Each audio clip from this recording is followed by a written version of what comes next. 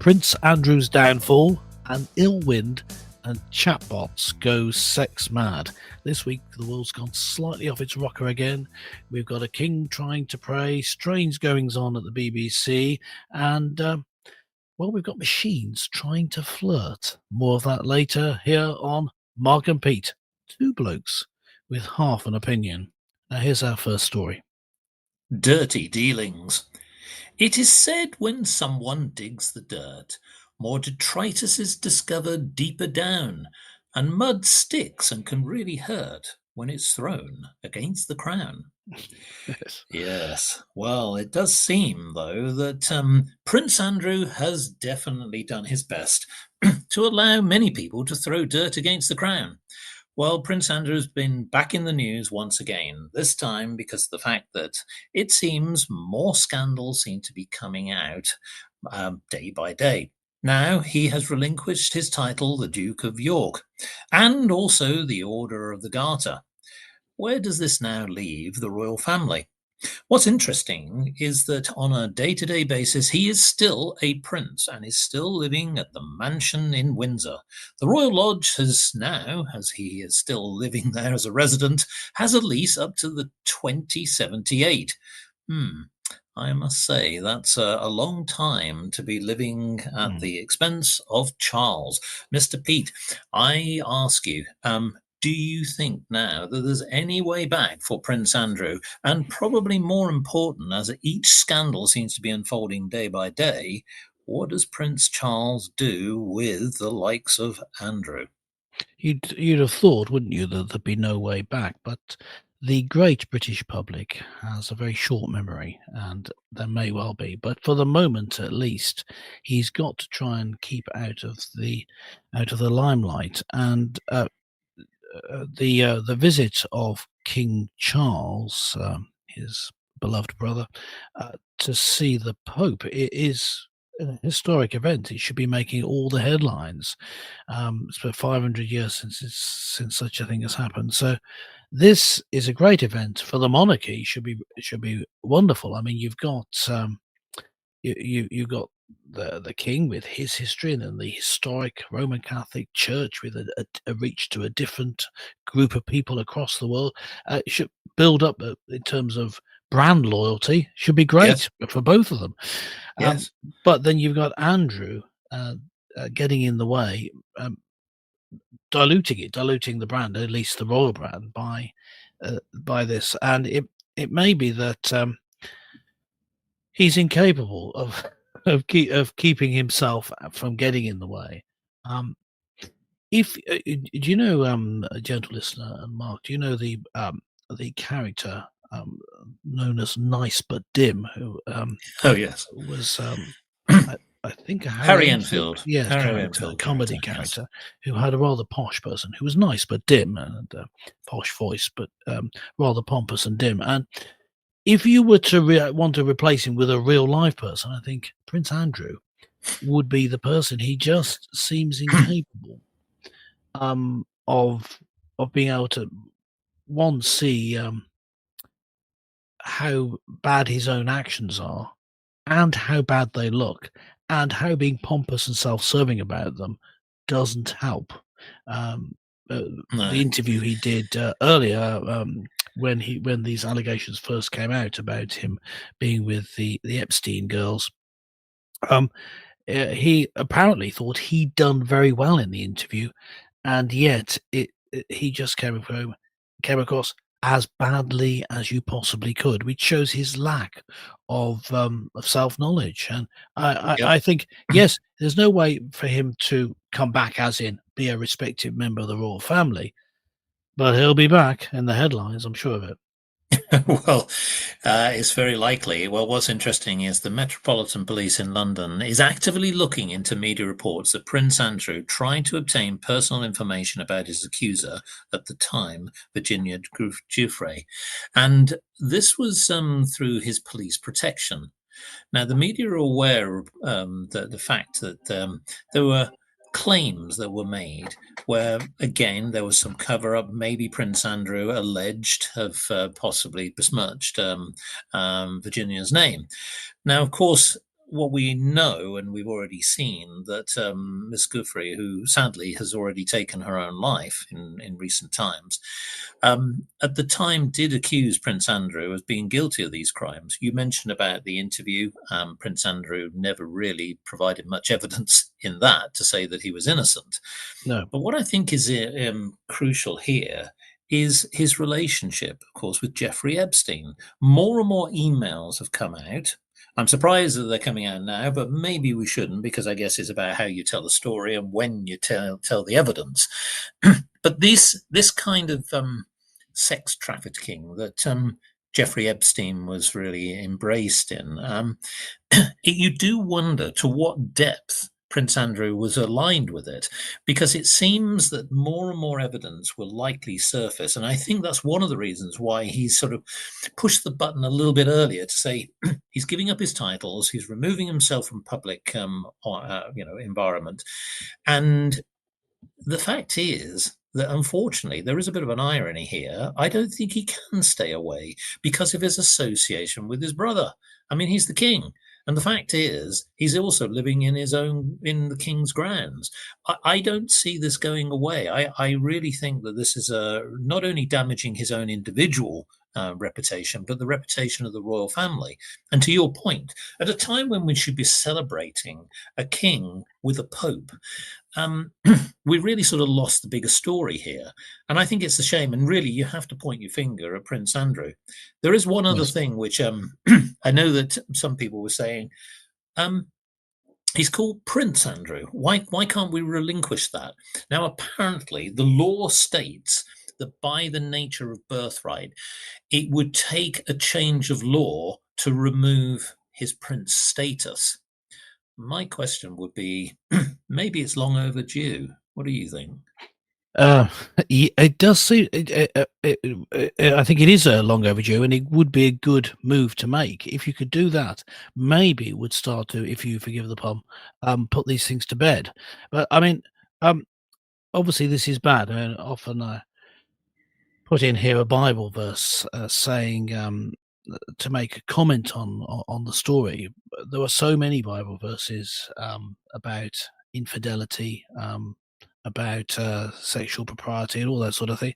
Um, so that I can't think of one to quote exactly. I mean, Romans 12:18 says, "If possible, so far as it depends on you, live peaceably with all," encouraging you to not just, if you're innocent, just sit back and rely on the fact that you're innocent, but to try and make peace with all the different people involved. That's what Andrew should be doing, I think. Oh, sorry, Prince Andrew should be doing. I could give an example just in closing of someone else who was accused of behaving badly in things organized by Epstein, and that's Alan Dershowitz, the Harvard law professor. Um, he he was accused of being on the island and having sex with minors, with underage girls, and he laid out evidence that this wasn't the case. In fact, the couple of times he visited, it was to give a lecture or to attend a lecture, and his wife was with him. And he also put into place, a lawsuit ready to go, so he would sue anyone who claimed it. That's the way that you do it. You lay the facts out. And now it may be that Prince Andrew can't do this because he is guilty. But Yeah. if he isn't, the way to do it is to lay all the facts out, be Yeah. absolutely open, and then you can have in place. You could then stop people from commenting. Certainly, in Britain and America, places where you have a good legal system, you could stop people. You could stop all this if you were just prepared to open up about it. And I think that's the only way forward. If he can't do that, then he should just disappear. Well, there is that. There is another sort of rumbling saga that Prince Andrew, who's lost his title, lost his status, etc., struggling for money. Some people will say, "Well, what if he monetizes this? If it's a book?" We've seen this obviously with Prince Harry, and that's one of the things that obviously the royal family is concerned about. But I suspect that really what's going to happen here is that there's going to be quite a lot of lawsuits sitting behind the scenes. I think this is going to be more story rumbling, and listeners, let's see more to come. Well, if we then move on to a different subject, and without any doubt, this is an ill wind that blows no good, the waft of wickedness. If you find yourself in a position of polite society, but then suddenly an ill wind blows no good, simply blame it on an unexpected anxiety and someone else where you stood. I know that's a technique that you use. Well, why am I Thank you. saying Thank this? you, Mr. Well, Mark. of course, embarrassment. Well, when you are embarrassment in private life, I guess these embarrassing habits happen. But unfortunately, on the third episode of the UK series called the Celebrity Traitors, the veteran British actress Celia Imrie was unfortunately captured during filming, releasing wind at a very tense point in the game.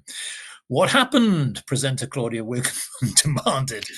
And unfortunately, Claudia said, I just farted. It's nerves, but I always blow up. Well, Mr. Pete, I know that sparks of howling of laughter come when it comes to these sort of matters, but Yes. should we be so embarrassed, or should it just be just somebody open for all to enjoy?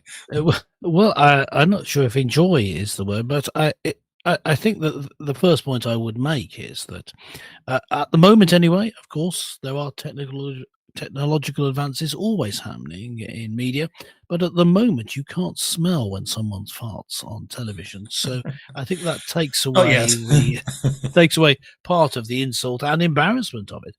She apparently audibly farted, Yes. but if you belt it, if you dealt it and belted, but you haven't smelt it, to use the Yes. correct technical term, then really it's just an amusing incident, isn't it?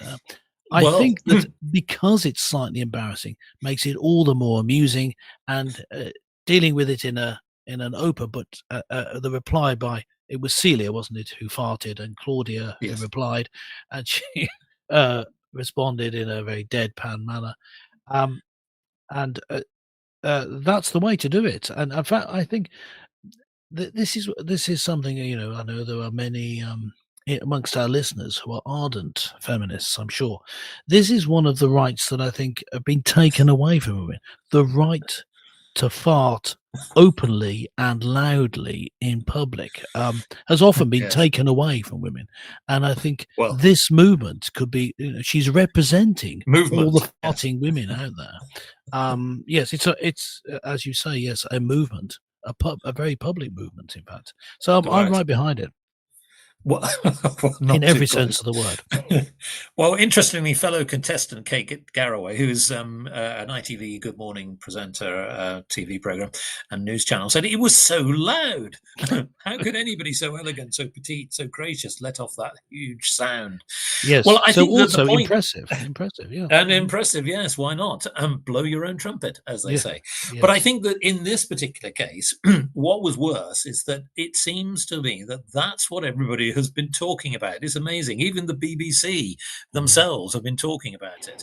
Mhm. I will say that if that happened, say, for example, in a business environment, people would look either very embarrassed or try and cover it up. But no, what's interesting in this particular case, a social taboo is really what we're talking about here, has suddenly been brought to light. So is it really that we're breaking down the barrier, not just breaking down the wind, we're breaking down the barrier to things where, things that we can't or couldn't have talked about in the past really should just be just every day. And I think that's quite interesting, isn't it? That, even something like the BBC is prepared to talk about farting. Yes, and I think that this being able to laugh at yourself in that way is very important. To be able to, not take yourself too seriously goes back to our previous episode. I'm not saying that Prince Andrew should try farting on television to improve his image. Um, no, I am saying that, but what I'm saying is that the seriousness of the matter means that it wouldn't exonerate him, of course, even if he was much loved figure, the bad behaviour that he's accused of. But what the point I'm making is that if you don't take yourself too seriously and allow criticism of yourself, as well as people laughing at yourself, you end up being appreciated much more, and people. What's wrong with people actually liking you? It just reminds me of an incident where there's an American politician called Eric Swalwell, a Democrat, who is known for some time ago, a few years ago, I think it's now 5 years ago, he on live television, speaking into a camera, sort of raised himself up. You know, in that way when you're clenching your buttocks to try and keep in some wind that's built up. And live on television, as he was being interviewed, he farted loudly and didn't admit it.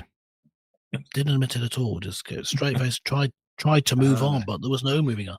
Some people said, I mean, I wouldn't say this sort of thing, that he was trying to gaslight the American as I people, and he'd say, end up with just being gas. But no, he was an example of how not to do it. And listeners can, yes. you can look up on YouTube or other video platforms are available, and just look at the Swalwell fart incident, and you'll see it for yourself. But not Well, smell it, unfortunately, thankfully. I'm afraid that too many politicians are full of it, and I'm afraid we can all agree about that. But we swiftly move on to a different subject, and in this particular case, it's about an ominous algorithm. Mm, A chat box conducts automated tasks based upon what the user asks. But if the coding becomes foreboding, then beware what AI masks. yes. Yes, in fact, what I Mm, will say to you now is a very serious subject because 7 technology companies are being probed by the US regulator over the way their AI, artificial intelligence chatbots, interact with children. Yes, remarkably, the Federal Trade Commission (FTC) is requesting information on how the companies monetize these products and if they are and do have safety measures in place.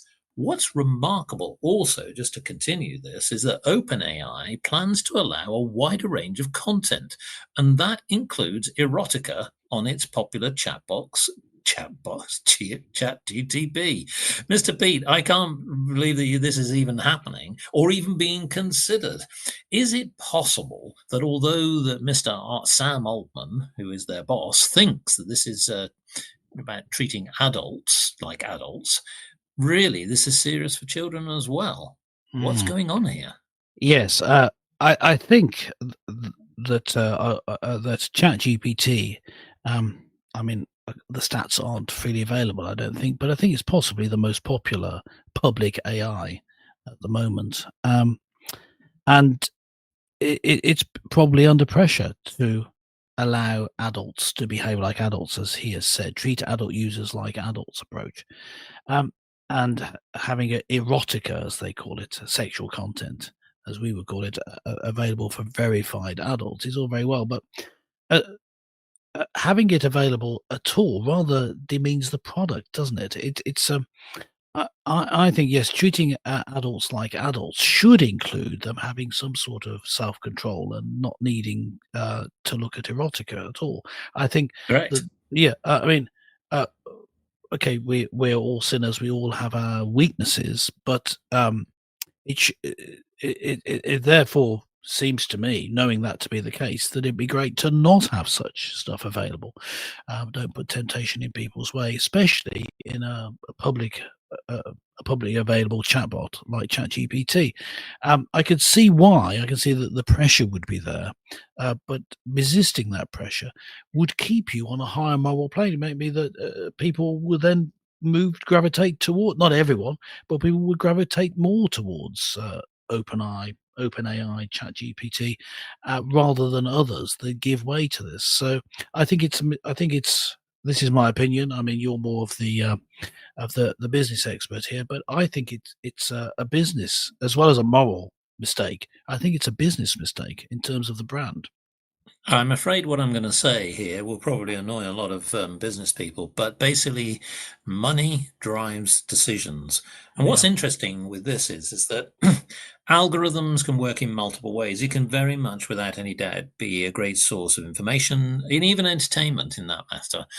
But one of the reasons why the regulator in the US has decided to pursue this is because, again, even OpenAI acknowledges they have weaknesses in their protections and have noted that also that when you have long conversations with a chat box or any Yes. kind of algorithms, that unfortunately many children have died by suicide as a result of sort of actually ironically chatting or having conversations with these chat box because there's been sinister content. Yeah. And so to me, it goes back to learn your lesson. This is the same in business. If you make a mistake, you can actually learn. So if you think about how organizations which at the time, 20 years ago, whether it be, say, Facebook or Twitter at the time, they were criticized for just being a facilitator of bad content. Even though that they didn't generate the bad content, they were allowing the content Mhm. and they were implicit. But I Yes. think that in this particular case, anybody who's creating a chat box, the principle's the same. You have to monitor the content. It's all about the data that goes in it. And I think that the very concept of being able to even put erotica on there, well, I Yeah. guess if it's through paywall subscriptions, you might be able to sort of protect people. But bearing in mind the world we're in, it's relatively easy for even young people to break into these things and Yes. gain access. And that's the thing that I think, it doesn't matter whether you put a password protection behind it, there are always going to be examples. And one example alone is just not good enough, if one child dies or even Yes. if an adult Yeah. does. Yeah. So that's the concern for me Yes. on Now, this particular yes, subject. and just to comment on the the fact that children and teens are using AI chatbots and the regulators probing into AI, such as ChatGPT, but others as well. The problem is that AI, the way that it functions, is using all the different writings, subjects, and now pictures and video as well available on a particular subject in order to inform itself. It's basically answering the programming question, what should I say next? And it comes up with something next. But it is possible, I believe, to override this and have it to say, no, we can't talk about that, and stop certain things from being said. And it does need to be very careful, particularly people talking about suicide. And I did write into when in the early time when ChatGPT had just become public available, was writing in something about that to see what it would do. And at that point, it refused to talk about it and um, gave me links to helplines to do with it. I mean, it was just a test from my point of view. But I think that sort of thing could be put in place. Now, the other thing, this is a technological thing, and maybe some of our listeners will know about this technology more than I do. But I would say it's possible using uh, the um, the inputs that people put into AI to determine what their age is. So it should be able to respond accordingly, is what I'm saying, and so we would, and maybe even stop people from using it if they're not Yeah. old enough. So I think that what I'm saying is I believe that there are technological answers to this, but Yes. even having the adult content, the erotica content available, makes it a target for people, for teenage boys, may I suggest, trying to access it. So we need, I think that should I would suggest, just as a business point, but also from regulators' point, that shouldn't be allowed. Well, indeed, just as a close out on this, what's interesting, clinicians have also warned of something that's called AI psychosis, where Right. someone loses touch with reality after intense use of chatbots. In fact, Yeah. they've gone on to say, experts say flattery and agreement built into large language models can fuel such delusions. So you can see we're at a really sort of a crucial point. And ironically, many companies, whether it be OpenAI or others who are using these algorithms for their businesses, really now have a responsibility here, folks. Yes. Yes. So I mean, as we come to an end this week, after this week's in our three stories, this week's parade of folly, we're reminded that titles, talent, and technology can all misfire. But remember, if we trust in God and His kingdom, it'll always it'll always work out in the end. That's it for this week. We always appreciate your support. If you want to become a member with us, there are all sorts of amazing things available if you're a member. Actually, really, it's just extra episodes. But I mean, that's a good thing, isn't it? Give us a try, and if you want to support the show, that's a good way to support it. But that's it for this week. Thanks very much for listening. We'll catch you next time.